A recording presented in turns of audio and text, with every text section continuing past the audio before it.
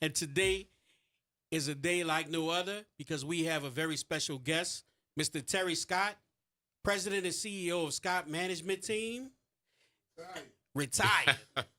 Yes.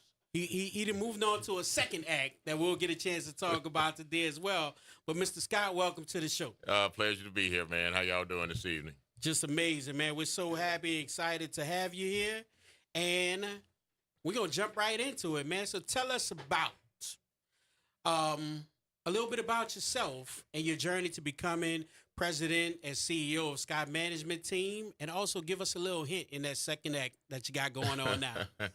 Okay, greetings, my people. My name is Terry Scott. Born and raised in Woodville, Mississippi. Been in New Orleans over 40-some-odd years. As you stated, I've retired my company, Scott Management Team. As business Scott Management Team, I was McDonald's owner operator. Retired after 25 years in the business. Had some great ride with it.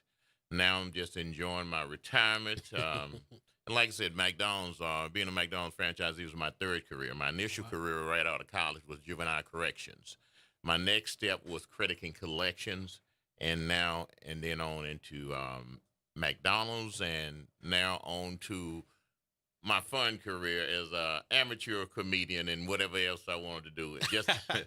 Just enjoying retirement. Absolutely. So you brought up McDonald's, and I know that the franchise McDonald's has shaped the career of a lot of young people. Yeah. You know, myself included. I got my very first start in McDonald's. Wow, I was okay. working on Canal Street by Warren Easton.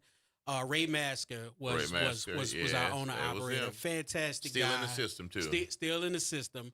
Fantastic guy, but he created an environment where it was so fun, and the leadership team that was in place at that particular McDonald's at the time just poured into us as young people. I was straight out of high school in that career, and just the things that I learned, the struggles in the work environment, and it just I believe they prepared me for the daily challenges that we face today. So I'm sure you probably hear that a lot from young people, and how McDonald's has shaped their career. But what does something like that mean to you?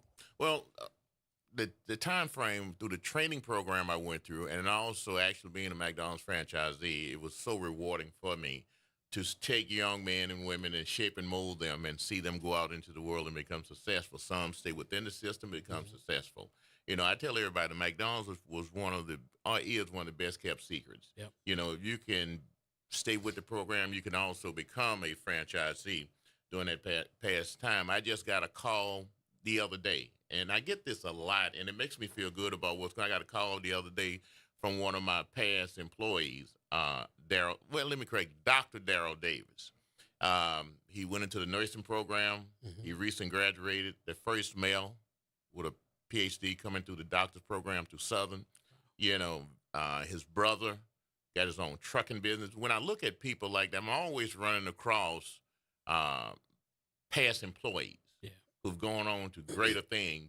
And the funny part about it, some thank me so much for giving them their first job. Mm-hmm. Some even thank me for terminating them. You know, they get excited. Mr. Terry, when I worked for you, you fired me. And I say, oh, okay. No, I want to thank you because that was the best thing, you know, that ever happened to me. You gave me a sense of purpose. You showed me what I was doing wrong. You gave me chances, and I learned from that, and I moved on to big and better things. So it's always rewarding to see young men and women coming up and shaping themselves, and you being a part of their lives to help them to move on. So it's very rewarding. But I've done that most of my life, even right out of college. Mm-hmm. My first job, I worked as a juvenile correction counselor at Oakley Training School, a place right outside of Jackson, Mississippi.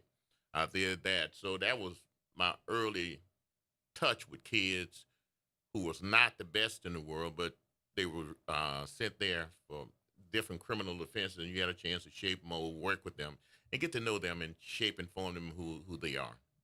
So, I knew you was coming today. Right here, so, with that being said, I wore my Southern University blue, the Southern University A&M College blue and gold, because I know who you are and what you do. Right. And the question I have is, what led you to Jackson State University.